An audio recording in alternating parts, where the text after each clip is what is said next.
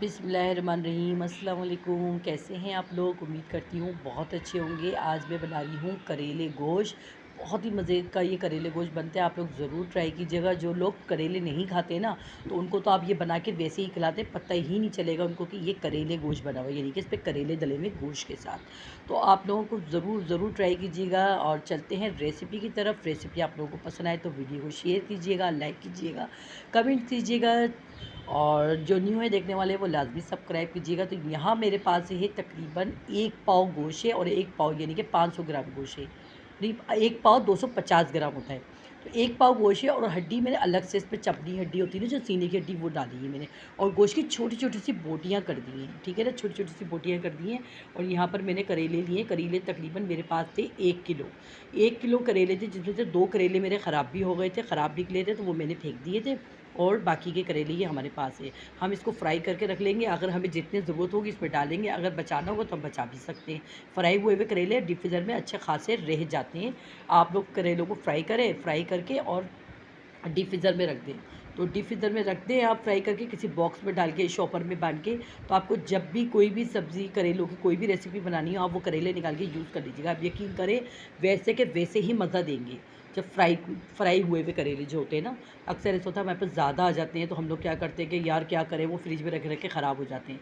बस आपने उनको फ्राई करना है, आपने उनको सिंपल कटिंग करनी है। कटिंग करके उनको नमक लगा के रखना है, थोड़ी देर नमक लगाने के बाद पानी छूटेगा। फिर वो आप उसको अच्छे से वॉश कर लीजिएगा, वॉश करने के बाद उसको खुशक कर लीजिएगा, खुशक करके फ्राई कर लीजिएगा। फ्राई करने के बाद आप एक एयर टाइट बॉक्स में, शॉपर में करके फ्रीज़र में रख दीजिएगा। आपको मतलब टाइम बचेगा। जब आपका करेले खाने का दिल चाहे, टमाटर प्याज करेले खाना हो, या आपने क्या कहते हैं कीमा करेले खाना हो, करेले गोश्त खाना हो, जिस तरह का करेले की डिश बना के खानी हो, आप लाजमी उस तरह से यूज़ कर सकते हैं। तो यहाँ पर देखें, मैंने करेले को छील लिया था, और छीलने के बाद देखें मैं इस तरह से चम्मच से ना ये सारा मसाला इसके अंदर का निकाल लिया। अच्छा, ये जो अंदर का मसाला होता है ना, ये लाजमी पकाए करें। ये आप चख के देखेंगे ना, ये बिल्कुल मीठा होता है, इसमें ज़रा सा भी कड़वाहट नहीं होती। जो अंदर का मसाला होता है ये बिल्कुल मीठा होता है, इस पर कोई कड़वाहट नहीं होती। बस इसको हम निकालेंगे और साथ में इसको भी फ्राई करेंगे। अच्छा, करेले को जो ना हम गोल गोल नहीं काटेंगे, हमने काटने चकोर साइज़ में। ये देखिए मैं आपको दिखा रही हूँ ना, इस तरह से चकोर साइज़ में काटना है। इसीलिए जब ये करेले गोश्त बनेगा ना, तो आप किसी को भी खिला देना तो पता ही नहीं चलेगा उसको कि ये करेले थे, क्योंकि ये इस तरह से, अगर आप चाहें तो इसके बीज जो होते हैं ना, वो बीज जिसको नहीं पसंद हो बीज निकाल दें, नहीं इस्तेमाल करें बीज, नहीं पकाएं बीज। खाली ये इस तरह से करेलों को आप कटिंग करके उसका फ्राई करके यूज़ कर लेते। कि मुझे तो इसके बीज बहुत पसंद है। अंदर का जो गूदा होता है ना, वो मैं लाजमी पकाती हूँ, और बीज लाजमी पकाती हूँ। बीज बहुत मज़े के लगते हैं, क्रिस्पी क्रिस्पी ना। इस तरह से देखें अभी सारे चकोर चकोर करेले काट लिए। ये देखें, ये देखिए हमारे करेले कट चुके हैं, ये साइज़ के। ये देखिए इस तरह से करेले गोश्त में ना ये बहुत मज़ा देते हैं। और यहाँ देखें हमारे सारे करेले कटिंग हो चुके हैं, और इसका जो अंदर का गूदा था वो भी मैंने निकाल लिया है, इसी में डाल दिया है। अब ये हम डालेंगे नमक। नमक 1 से 2 चम्मच नमक डाल के इसको अच्छे से मिक्स करना है हमने। मिक्स करके बस इसको थोड़ा सा तिरछा करके टोकरी को हम रख देंगे, ताकि इसका जितना भी जो कड़वाहट होगी ना, वो सारी वो नीचे वाले जो बोल है ना, एक बोल के अंदर करके रखेंगे ना, तसले में या बोल के अंदर करके रखेंगे, या प्लेट में, जिस चीज़ में भी।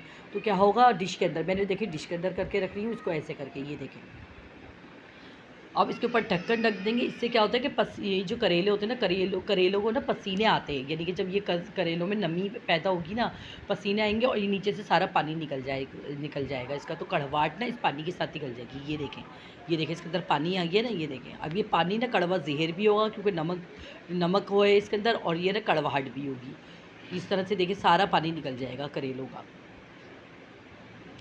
करेलों को कड़वाहट निकाल दी थी मैंने। निकालने के बाद उसको बहुत अच्छे से वॉश कर लिया था, 3 से 4 पानी से वॉश करा था, अच्छे से मसल के धो दिया था। धोने के बाद ना मैं खुशक करने का टाइम नहीं लगाती। मैं क्या करती हूँ, खाली देखे मैंने कढ़ाई ली, और कढ़ाई में देखे चूल्हा जला दिया, तेज़ कर दिया है चूल्हा, और ये सारे करेले जो मैंने अच्छे से धोए थे ना, धोने के बाद मैंने ना इसमें डाल दिए कढ़ाई में। अब मैं चूल्हा तेज़ करके इसको चलाती रहूँगी चम्मच से, और ये पानी खुशक होता जाएगा। मैं ना बहुत जल्दी और क्विक रेसिपी बनाती हूँ, मुझे इतना टाइम नहीं कि मैं इसको बना के छोड़ दूँ, फिर घंटों घंटों ये लगेंगे इसको सूखने में। बस ये देखें कढ़ाई में ना मैं इसको चम्मच चलाती जाऊँगी, और ये पानी खुश्क होता जाएगा। और हल्का हल्का इस पर कलर भी आ जाता है ना, जैसे कलर भी आ जाए ना, तो कोई मसला नहीं है, कोई टेंशन की बात नहीं है, करेले और अच्छे बनेंगे। देखिए जो मैं दिखा रही हूँ ना आपको, नमी ये पानी दिखा रही हूँ ना, ये देखिए पानी थोड़ा थोड़ा करके सारा खुश्क हो जाएगा। बस इसको चम्मच चलाती रहिएगा आप, और ये देखें खुश्क होता जाएगा चम्मच से। तेज़ चूल्हा करने का मकसद ये है कि जैसे जैसे करेलों का पानी खुश्क होता जाएगा और करेले हमारे सारे खुश्क हो जाएंगे और बिल्कुल खुश्क हो जाते हैं, फिर ना कोई कमी नहीं रहती इसमें। और फिर ये पकने के बाद तक कड़वे भी बिल्कुल नहीं होते, क्योंकि यहाँ पर देखें इतना ज़्यादा गैस का मसला है। अगर हम लोग इतना देर देर तक इंतज़ार करेंगे ना, फिर गैस का मसला होता है कि फिर गैस ख़त्म चली जाती है। तो इसलिए देखेंगे हमारे देखें बिल्कुल पानी खुश्क हो गया है। अब देखें धुआँ निकलना शुरू हो गया, यानी कि इसका मतलब है कि पानी बिल्कुल खुश्क हो चुका है, धुआँ निकल रहा है। अब ये देखें, मैं आपको ये दिखाना चाह रही हूँ, नीचे ना हल्का हल्का सा लगना भी शुरू हो गया है। ये देखें, ये देखें, इसको दिखाने का मकसद यही होता है कि ये देखें, बस चम्मच इस तरह से चलाते रहें। और देखिए कितने सारे करेले थे ना, थोड़े थोड़े से बुझ भी गए ना। देखें, अब मैंने इसमें ऑयल डाल दिया है। ऑयल डाल के अब हम इसको गोल्डन फ्राई करेंगे करेलों को अपने।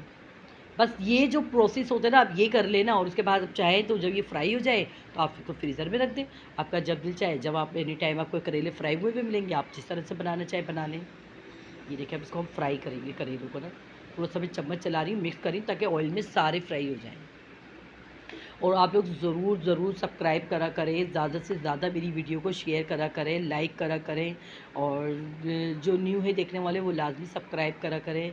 तो यहाँ देखें हमारे करेले ना, देखें कितने ज़बरदस्त से हमारे करेले फ्राई हो चुके हैं। ये देखें कितना अच्छा लाइट सा गोल्डन सा कलर आ गया, ब्राउन गोल्डन सा कलर आ गया। अब हम इसको सारे करेलों को ना हम निकाल देंगे। एक अलग प्लेट पे निकाल दूँगी मैं, इस तरह से करके। कितने थोड़े से हो जाते हैं ना, 1 किलो करेले थे, देखें बुझा के ना इतने से रह गए ये करेले। अब यहाँ देखें, ये फ्राई पैन में यही ऑयल बचा हुआ है, इसमें मैंने 2 गड्डी प्याज ना बड़े साइज़ की थी, वो डाल दी है। क्योंकि करेले गोश्त, करेलों की जो भी रेसिपी होती है ना, उसमें प्याज बहुत डलती है, तभी मज़े के लगते हैं करेले। ये देखें, मैंने प्याज काट के डाल दी है, इसमें 2 गड्डी प्याज है, उसको बारीक काट के डाल दिया है। साथ में अभी हम ज़ीरा भी डालेंगे और ज़ीरा डाल के इसको फ्राई करेंगे। और प्याज में ब्राउन कलर नहीं लाना, बस सिर्फ प्याज का कलर ना थोड़ा सा बुझ जाए ना, यानी कि प्याज थोड़ी सी हमारी बुझ जाए और थोड़ा सा बस कलर चेंज होने लगे। यहाँ देखें जी, मैं इसको फ्राई कर रही हूँ अच्छे से। और आप लोग अपनी कंट्री का नाम भी ज़रूर बताया करें, और रेसिपी अगर आपने कोई ट्राई की है मेरी तो वो भी बताया करें। अगर अच्छी नहीं पकी हो वो भी बताया करें, तो मैं देखूँगी। क्योंकि मैं कोशिश करती हूँ कि जो रेसिपी का 100% रिज़ल्ट आता है ना, मैं वही रेसिपी बनाती हूँ जिसका जायका पकाने के बाद आप लोगों की लोग तारीफ़ करें, आप बनाएँ और खाएँ तो आपको पसंद आए। तो यहाँ पर देखें हमारी, देखें प्याज काफ़ी हद तक बुझ चुकी है। और देखें इसमें हल्का हल्का सा जैसे कलर चेंज होने लगा था। अब यहाँ मैं अपनी गोश्त की ना छोटी छोटी बोटियाँ डाल रही हूँ। ये देखें, आप चाहे तो चिकन में भी बना सकते हैं, चिकन में भी बहुत मज़े का बनेगा। ये गोश्त की तो बात ही अलग होती है ना, गोश्त में बहुत मज़े का पकता है। अच्छा, साथ में मैं थोड़ा सा सीने की हड्डी का गोश्त का हड्डी भी ज़रूर साथ में रखती हूँ, ताकि जब ये गोश्त पकता है तो उसमें इसकी ताकत भी आ जाती है और जायका भी बहुत अच्छा हो जाता है। तो यहाँ देखिए मैंने अच्छे से इसे मिक्स कर दिया है। मिक्स करने के बाद हम इसमें डालेंगे लहसुन अदरक का पेस्ट। लहसुन अदरक का पेस्ट डालने के बाद भी ना इसको अच्छे से मिक्स करेंगे। ये 2 टीस्पून डाले मैंने लहसुन अदरक का पेस्ट, मेरा चम्मच था बहुत छोटा सा है। तो यहाँ देखिए इसको अच्छे से मैं मिक्स कर रही हूँ ताकि ना लहसुन अदरक भी ना अच्छे से फ्राई हो जाए। और गोश्त के साथ ना प्याज भी थोड़ी और फ्राई हो जाती है, फिर लहसुन अदरक के साथ भी प्याज थोड़ी और फ्राई हो जाती है। इस तरह से ना प्याज में अगर आप ब्राउन कलर लाएंगे ना, तो फिर सारे करेले ना बहुत ज़्यादा कड़वे कड़वाहट है, ऐसे जैसे ना काले काले हो जाते हैं ना, पूरी डिश काली काली हो जाती है। तो यहाँ देखें, ये देखें, ये देखिए लहसुन अदरक भी हमारा अच्छे से फ्राई हो चुका है। नमक था, प्याज थी और लहसुन अदरक था, ये देखिए फ्राई हो चुकी है अच्छे से। देखिए भुन गया, कलर चेंज हो गया है गोश्त का। अब हम डालेंगे इसमें मसाले। मसालों में देखिए 1 टीस्पून डाली हूँ मैं पिसी हुई लाल मिर्च, 1 टीस्पून डाल रही हूँ पिसा हुआ धनिया, और हाफ़ टी स्पून से भी कम थोड़ी सी डाल रही हूँ मैं इसमें हल्दी, और 1 टीस्पून डाली हूँ इसमें नमक। नमक समझ लें हाफ़ टी स्पून डाला है मैंने, क्योंकि करेले भी अपना नमक छोड़ेंगे ना, तो इसलिए नमक हम लास्ट में डालते हैं। तो मैंने हाफ़ टी स्पून डाला है। यहाँ मैंने हाफ़ टी स्पून से कम डाला है गरम मसाला पिसा हुआ, घर का बहुत अच्छा खुशबूदार जो गरम मसाला होता है ना, वो डाला है मैंने अपना घर का। अच्छा, यहाँ देखिए अब अच्छे से मसाले को हम भून रहे हैं, ठीक है ना। इसको भूना ही कर रही हूँ मैं इसको, मसालों की ना। देखिए, ये देखिए मसाले हमारे अच्छे से भुन रहे हैं। और मसालों को ना थोड़ा सा साथ में भूनना ज़रूरी होता है। अब देखिए मैंने टमाटर डाल दूँगी, इससे क्या होगा, जलेंगे मसाले जलेंगे ही नहीं। ये तकरीबन 4 अदद टमाटर है और थोड़े से ऑरेंज कलर के, एक आध रेड है और कुछ ऑरेंज है, क्योंकि इसमें थोड़े से खट्टे टमाटर अच्छे लगते हैं ना। तो बस हम ये टमाटर डाल के भी अच्छे से मिक्स कर रहे हैं इसको।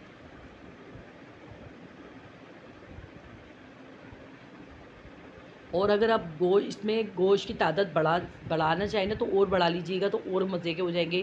क्योंकि मेरे पास तो एक पाव ही गोश्त था, तो मैंने इसकी छोटी छोटी सी बोटियाँ करी थी। और देखिए छोटी छोटी सी बोटियाँ करी थी, वो भी इतनी मतलब जाके गोश्त जब पकती है तो वो भी बहुत और साइज़ छोटा हो जाता है। तो यहाँ देखिए मैंने देखे टमाटर डाल दिए, टमाटर डाल के इसको अच्छे से भून लिया है। अब हम इसके अंदर पानी डालेंगे, अब पानी डाल के इसको पकाने के लिए रख देंगे। तकरीबन मैंने 1 से 2 गिलास पानी डाला था, ताकि गोश्त की बोटियाँ भी गल जाएँ और जो हड्डी डाली ना उसका टेस्ट भी निकल कर आ जाए और ताकत भी आ जाए। तो यहाँ पर देखें हमारा गोश्त अच्छे से भुन चुका है, आधा घंटा लगा था। ये देखें गोश्त अच्छे से भुन चुका है। ये देखें पानी भी खुश्क हो गया, मैंने ढक्कन हटाया था तो देखें पानी भी खुश्क हो गया और देखें भुन भी गया। देखें टमाटर भी नज़र नहीं आ रहे कहाँ गए, या प्याज भी नज़र नहीं आ रही कि ये देखें कितना अच्छा सा भुन गया हमारा। ये देखिए कितने मज़े का लग रहा है। ये देखिए कितना अच्छा हमारा देखिए भुन चुका है। आप देखें जो हमारे पास करेले पड़े हुए थे ना, ये करेले मैंने डाल दिए इसके अंदर। अच्छा मुझे ज़्यादा करेले चाहिए थे ना, तो मैंने ये जो 1 किलो करेले थे जिसमें से 2 करेले मेरे ख़राब निकले थे, तो मैंने ये करेले डाल दिए इसके अंदर, सारे ही डाल दिए थे। क्योंकि मुझे ना करेलों की बहुत ज़्यादा अच्छे लगते हैं करेले ज़्यादा, और जिनको करेले कम खाना हो तो वो गोश्त बढ़ा लें, करेले कम कर दें। यहाँ पर देखिए मैंने अच्छे से इसको मिक्स कर दिया। आप लोग चाहें तो आधा किलो करेले में ये बना लें, या थोड़ी सी मैंने इमली का पेस्ट डाला है। अच्छा थोड़ी नहीं होती, इमली कुछ ज़्यादा ही हो जाती है, और मेरे हस्बैंड तो बहुत ही चढ़ते हैं ना इमली से, और उन्हीं के पास सारी की सारी इमलियाँ ना उन्हीं के पास चली जाती है, उन्हीं की प्लेट में। और वो इतना चढ़ते हैं और उन्हीं के पास ये सारी इमलियाँ चली जाती हैं। और मुझे ना हर चीज़ में इमली डालने का इतना शौक़ है ना, और मज़े की भी लगती है रेसिपी ना बहुत ज़्यादा। तो यहाँ देखिए हमारे बहुत मज़े से देखें करेले तैयार हो रहे हैं। ये देखिए करेले भी डल चुके हैं, इमली भी डल चुकी है, टमाटर भी डल चुके हैं, और देखिए कितने मज़ेदार। ये देखिए बस ये रोगन ऊपर आना शुरू हो जाएगा। ये देखें रोगन ऊपर आने लग गया था, भुन गया था। मैंने थोड़ी सी हरी मिर्चें काट के डाल दी हैं।